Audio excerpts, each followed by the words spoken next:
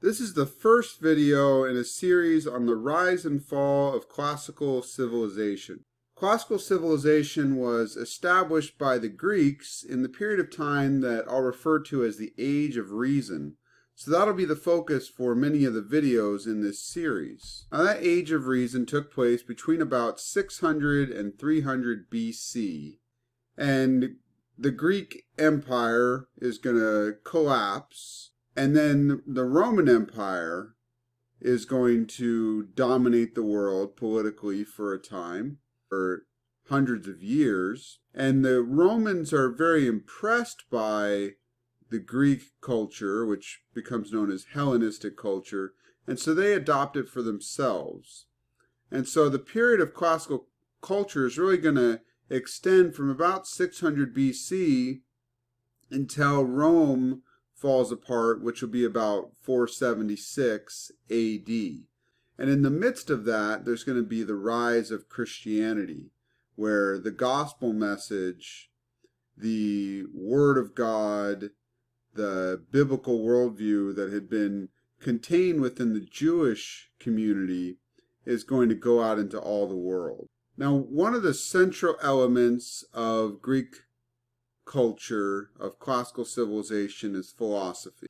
And one of the things that made Greek philosophy unique is that they asked the question, how do we know?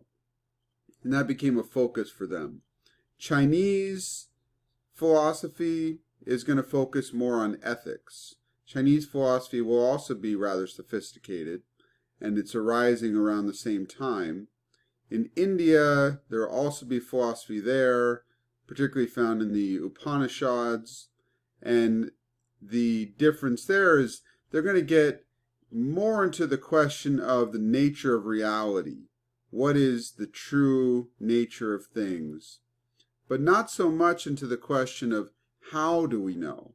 Not getting into logic and asking about the process by which we arrive at saying that something is true. Examining judgments in the way that the Greeks do. It's really unique to the Greeks. So that's a special part of Greek philosophy, a unique part of it. And we're also going to have to consider the shortcomings of philosophy.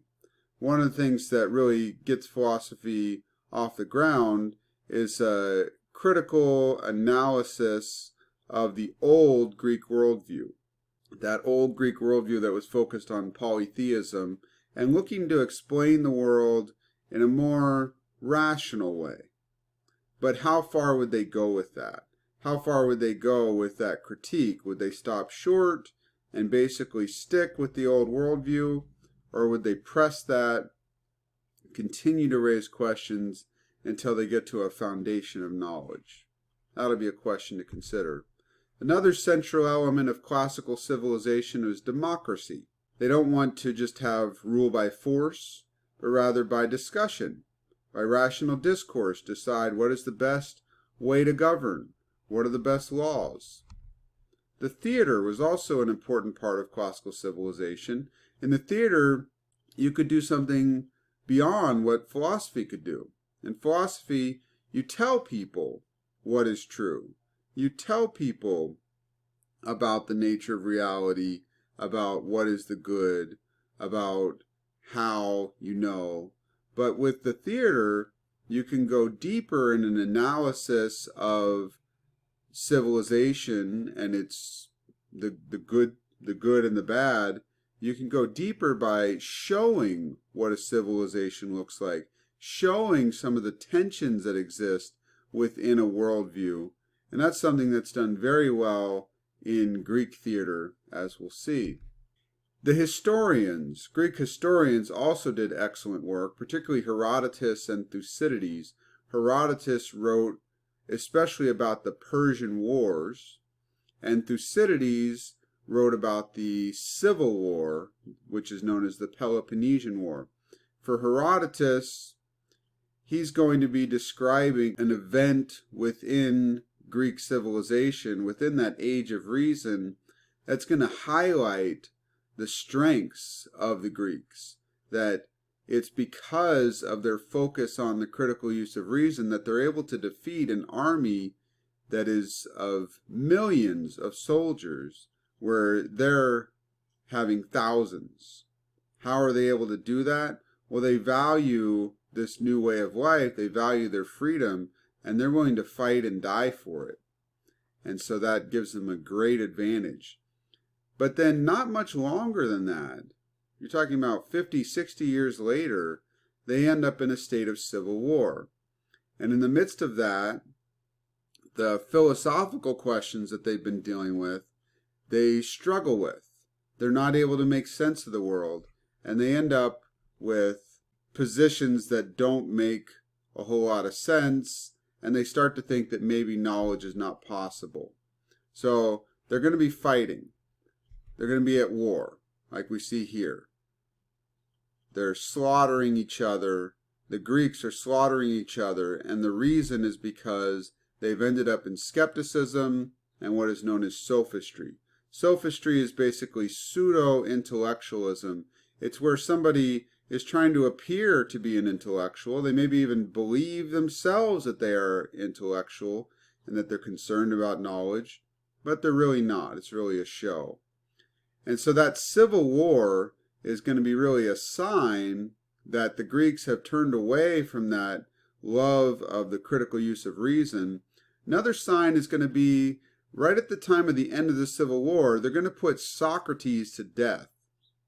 Socrates had been a person who had been trying to show the Greeks how far they had gone away from a concern about knowledge by going out and questioning people, those who claimed to know, and they didn't like it.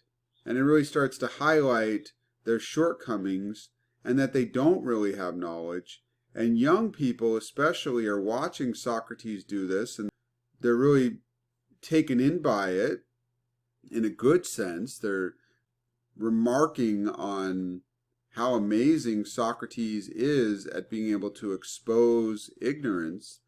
And those who are in positions of power, positions of respect, don't like it, and so they decide to put Socrates to death. Now, in the following century, Plato will pick up on the work of Socrates and write about it and try to inspire a new generation of people to pursue critical use of reason, where you're analyzing beliefs, trying to make sense of them, trying to get down to truth. Plato will try to take that even further than Socrates had. And Plato's student Aristotle will also. And we'll have to look and see, in the works of Socrates, Plato, and Aristotle, are they able to go further? Are they able to get the foundation? Or does it end up, in the end, not going far enough? And is that the reason why Greek civilization doesn't last and is taken over by the Romans? That's something that I think we'll see. They do come up short. They do a remarkable work, but they are going to come up short, and it is going to lead to cultural collapse. In our next video, we'll talk about the worldview that the Greeks were coming out of, the old worldview focused on polytheism, and just what challenges they had that they needed to overcome. Thank you.